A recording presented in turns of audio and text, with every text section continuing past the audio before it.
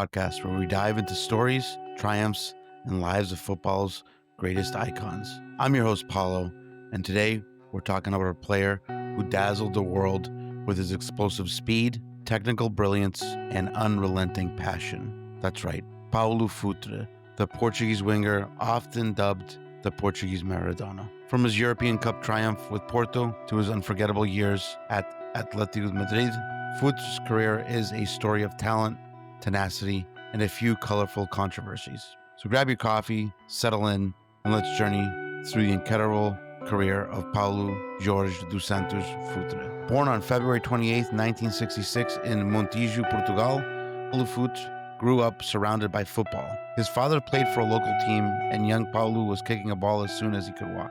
By age 9, he caught the eye of Sporting CP, Club Portugal's youth academy, sneaking into an 11-a-side tournament with a fake ID since he was too young to compete. Talk about determination. At just 15 years old, Futre signed his first professional contract with Sporting, and by the age of 17, 1983-84 season, he was making waves in their senior team. His debut came against FC Penafiel, a 5-1 rout where his flair and fearless dribbling turned heads. But after one season, a bold move changed everything.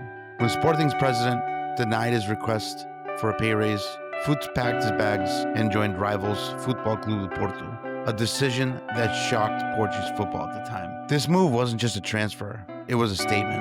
At Porto, Futre's star began to shine brighter than ever. Porto was where Paulo Futre became a household name. From 1984 to 1987, he helped the Dragons dominate, winning 2 Primeira League titles, but the pinnacle, obviously, was the 1987 European Cup. On May 27th in 1987 in Vienna, Porto faced Bayern Munich in the final.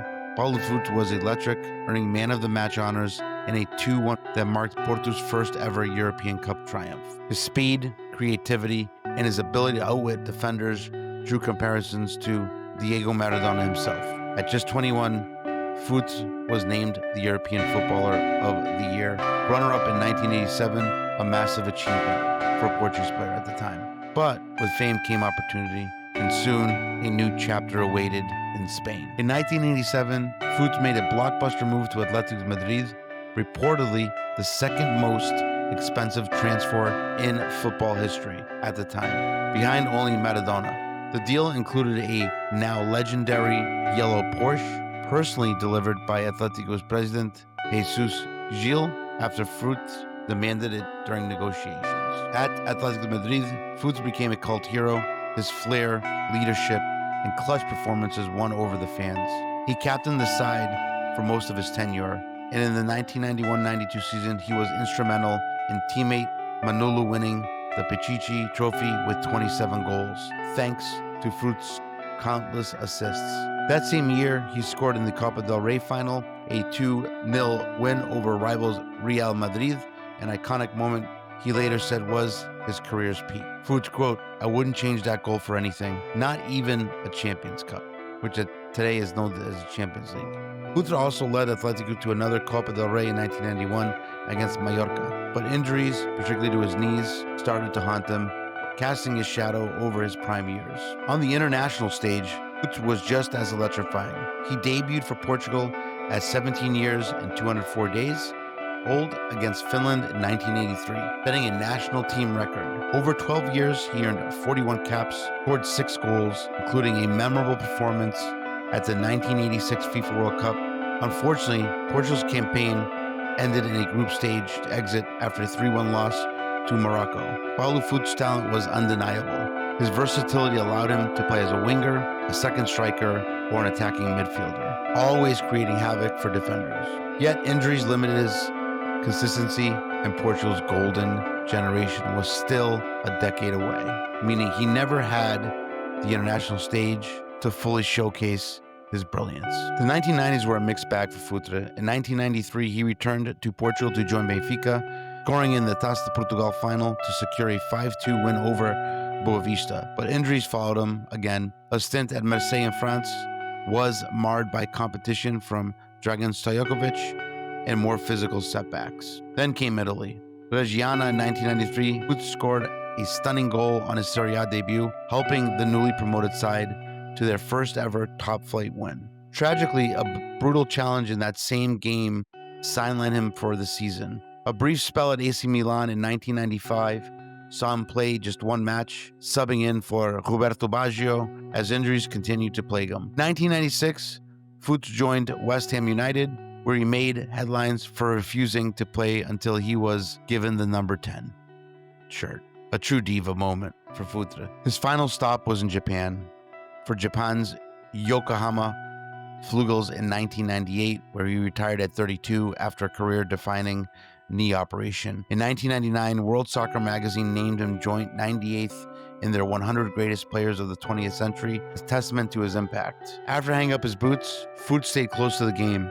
He served as Atlético Madrid's director of football from the years 2000 to 2003, and later became a real estate developer in Montijo. He even hosted a late-night talk show, A Noite de Futebol, blending his charisma with football analysis. His son Fabio followed in his footsteps, playing for Atletico's youth teams, while his older son Paulo pursued music with his rock band, Friday. Paulo Futre's legacy is one of brilliance and resilience. Despite injuries cutting his career short, he remains a symbol of Portuguese football's rise, a trailblazer who put his nation on the map.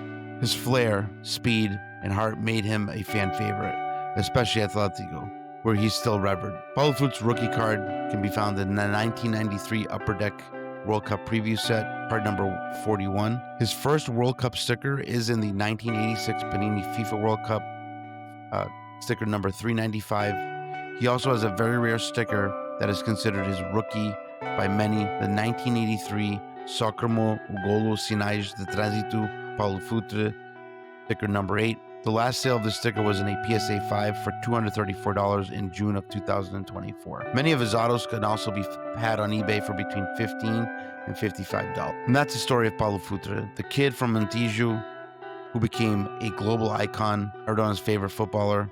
What's your favorite Futre moment? Maybe his European Cup heroics or that Copa del Rey goal against Real Madrid. Many argue that he should have won the FIFA Ballon d'Or in 1987 after winning the Champions Cup with Porto.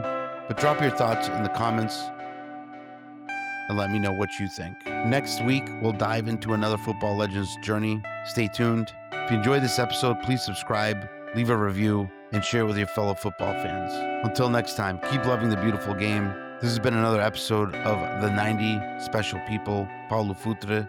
I'm Paulo, not Paulo Futre, and I'll see you on the pitch.